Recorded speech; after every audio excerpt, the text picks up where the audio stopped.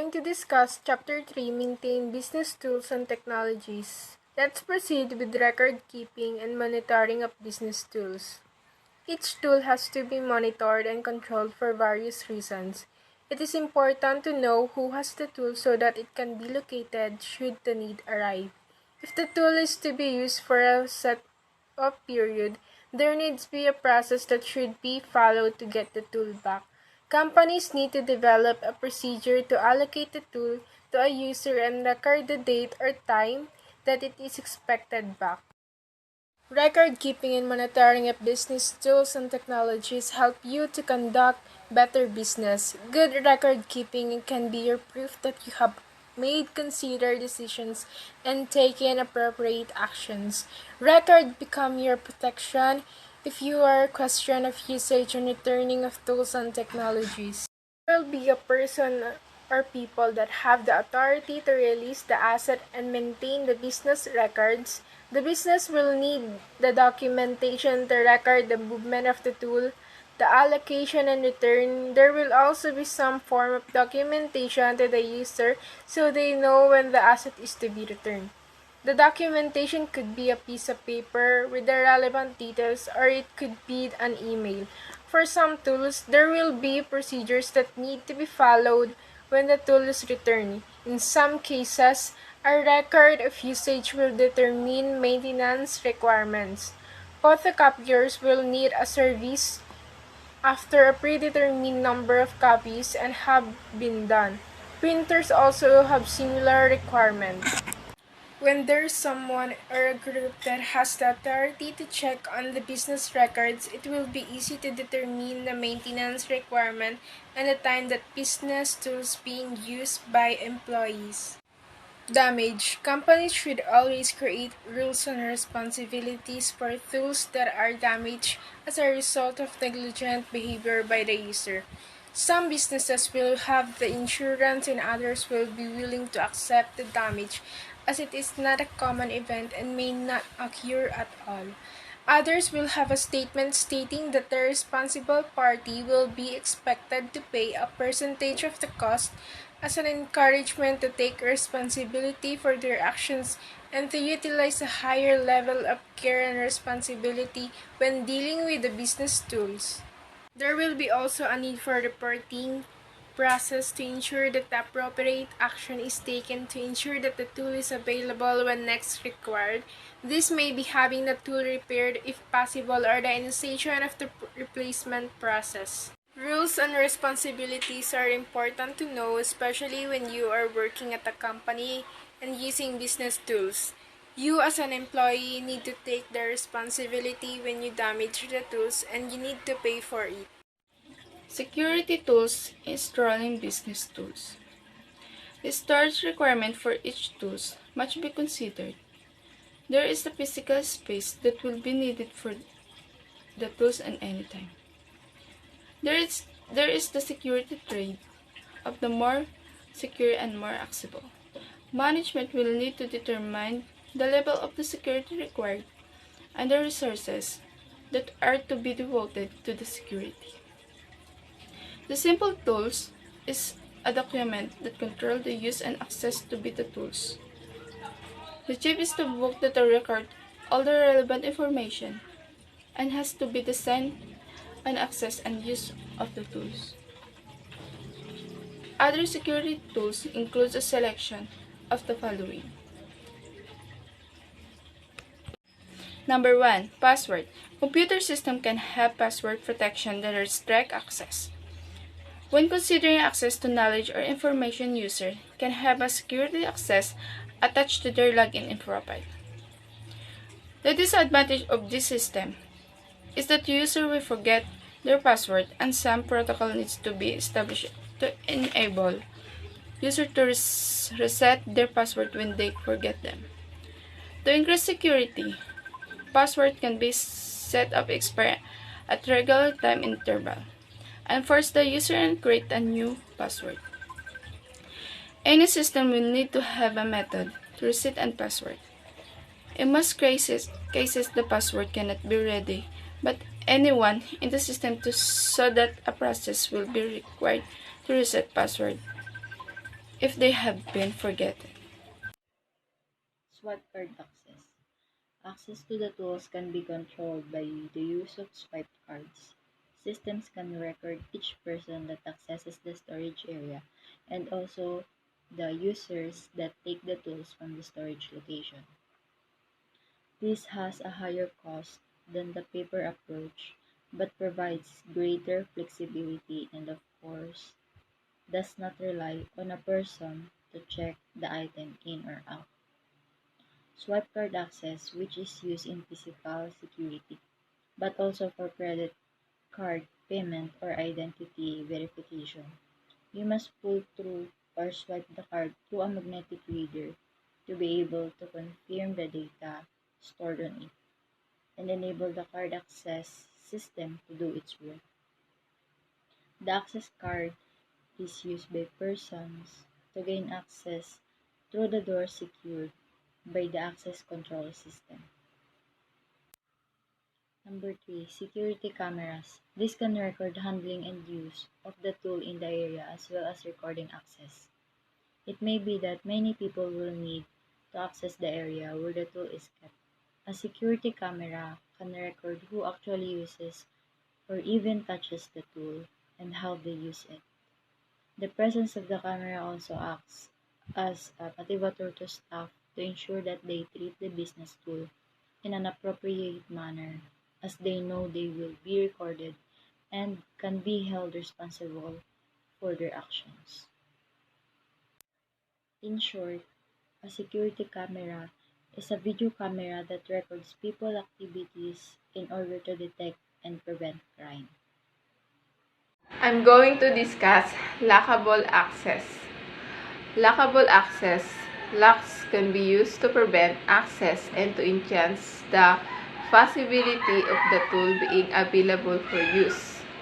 Rooms can be locked and keys made available to a limited numbers of people to control access. Cabinets and drawers can also be locked. For the reason, laptop computer can be locked with cable decks. Locks can be of the traditional type with a metal key and door or padlock. For greater control, a swipe card system can limit access and record who has access. It becomes a higher level of difficulty to gain undetected access. Higher level involve fingerprint identification, such as is common with laptops. Higher level of control can be achieved with retina scan, facial recognition, voice prints, or combination of this method.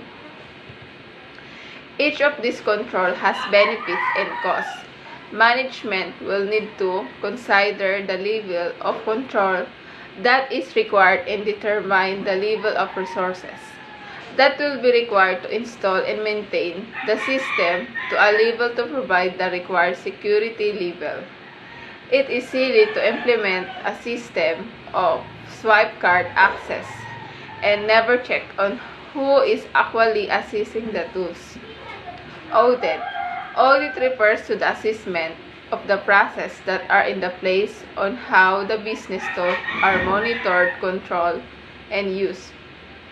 The audit process can be the start of a sequence of events that may result retaining, replacing, or disposing of the asset. A tool that has not been accessed for an unreasonable period may be a sign that the tool is no longer valuable to the business.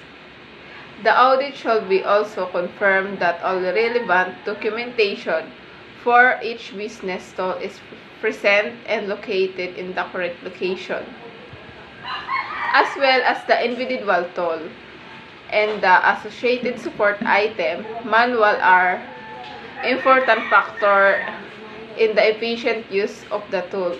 Being able to find the documentation should be the need arrive is important. Usually, this is a two-person or more process. Ensure that audit report is accurate and mistake or false data has not been entered to hide deficiency in the system.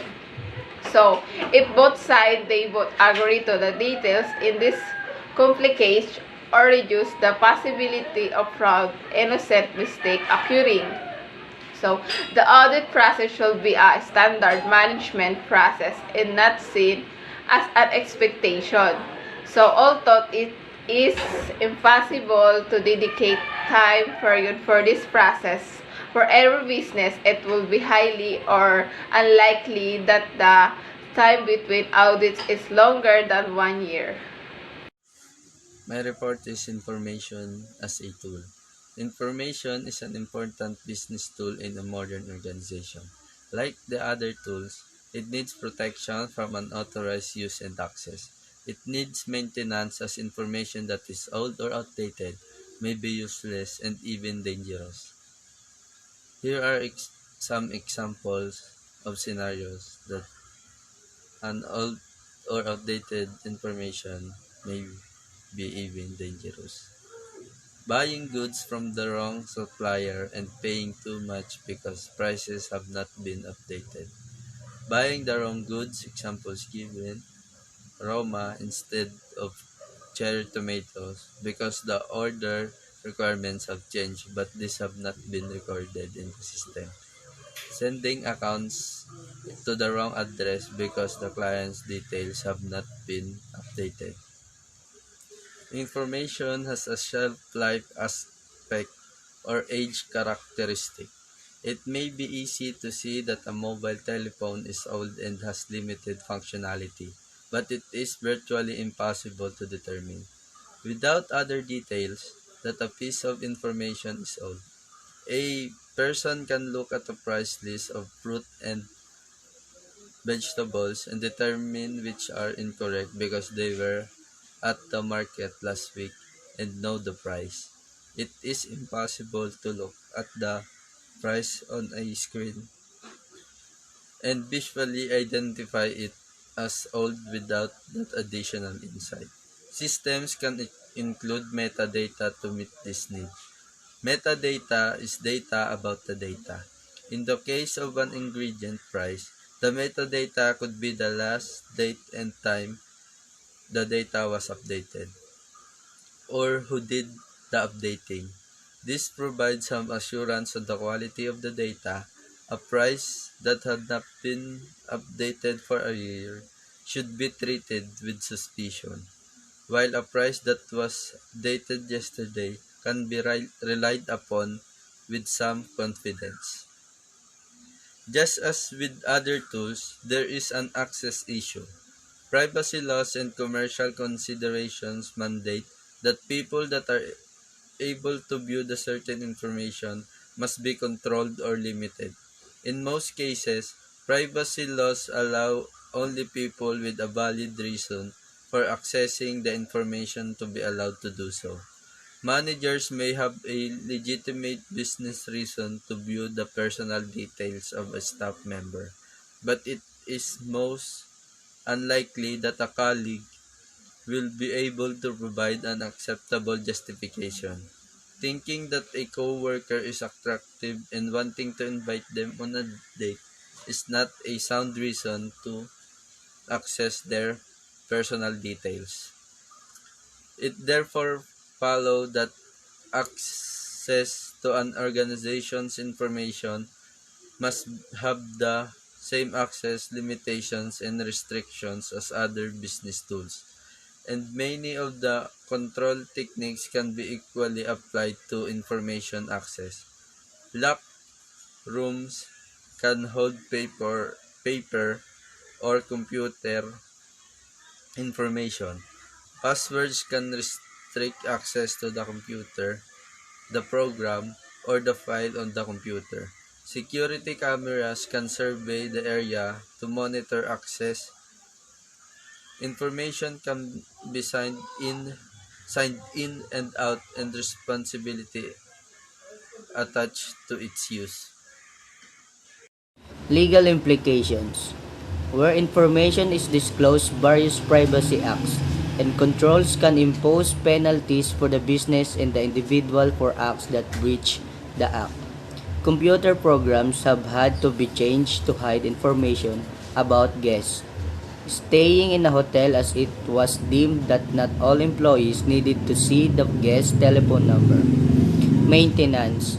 Most business tools require some type of maintenance, ranging from the simple in-house operation to complete machine services that requires technician. Maintenance is the process of preparing a tool for operation and ensuring it is in a suitable operating condition to minimize the possible of future failure. In most cases, there is a set of stated procedures for each tool that needs to be performed on a regular basis. It is impossible to identify all the possible procedures that all tool may require, but it is important to be able to identify the various common events that will be done by employees and procedure to be followed when outside assistance is required. In-house maintenance. The most common type of maintenance required for all business tools relates to the supply of consumables. These are the items or materials that tool consume during its normal operation. Copies consume paper and toner, facsimile. Machine consume paper and toner, and there are many others. Often, these items involve an orders process, so a procedure needs to be established where a person is allowed to order the consumables, and a source of supply has been established. Although the detail for each tool will be different, the process involved is the same, and one established for one tool can be followed for a range of tools. To demonstrate the process, we will apply it to photocopier as it will cover the wide range of consideration. Repair versus maintenance. In most cases, repairs imply some immediacy where action needs to be taken promptly to ensure the tool is in working order. In other cases, a repair may not be immediate and the tools are still serviceable. Although not efficient before the damage, a mobile phone may have a cracked screen that makes the image hard to read but still usable. Maintenance and repairs without a time pressure component can be arranged to suit the needs of the business and match with the time available for service. Repair times. Users may be willing to suffer some inconvenience return for use of the tool. Establish an expert. Usually this means allocating the responsibility of the machine to a single person who has authority to spend the company's money on service calls and other items. They will often to be versed in wider range of activities on the tools than others. Cleaning. By routinely cleaning and maintaining equipment, you can prevent problems and faults occurring. There are some maintenance processes you can do yourself to keep the equipment you use in good working order. For example, you can routinely clean your keyboard, monitor, mouse by using damp cloth or cleaning materials such as wipes.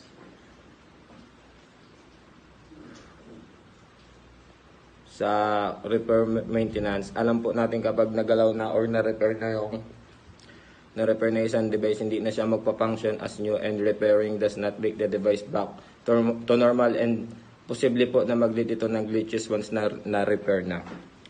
Sa cleaning naman po, kahit saang bagay importante ang maging malinis, including sa ating mga device. In order to clean it, pwede naman pong gumamit ng malinis na basahan if ever na monitor wipers. Mahalaga lang malinisan ito para maiwasan ang pagkakaroon ng damage. Repair. The repair process returns a faulty tool into an operational condition. Something is broken in the tool and the repair process makes the machine functional again. Unlike maintenance, repair are not predictable and cannot be planned. There may also be an element of time pressure as the tool is not available, and it may be needed. Repairs could be considered as simple as replacing the batteries in a camera to the complete replacement of the tool because the required repair are not economically feasible. Who does the repair? If machinery does require repair, there is a need for a record maintained of the relevant service authority. This can be in the tool register or alternately a list of authorized repairs can be kept. Contact name, numbers, and people can be recorded. A database in Excel can be kept that will allow the relevant people to be contacted and arrangement made. Thank you.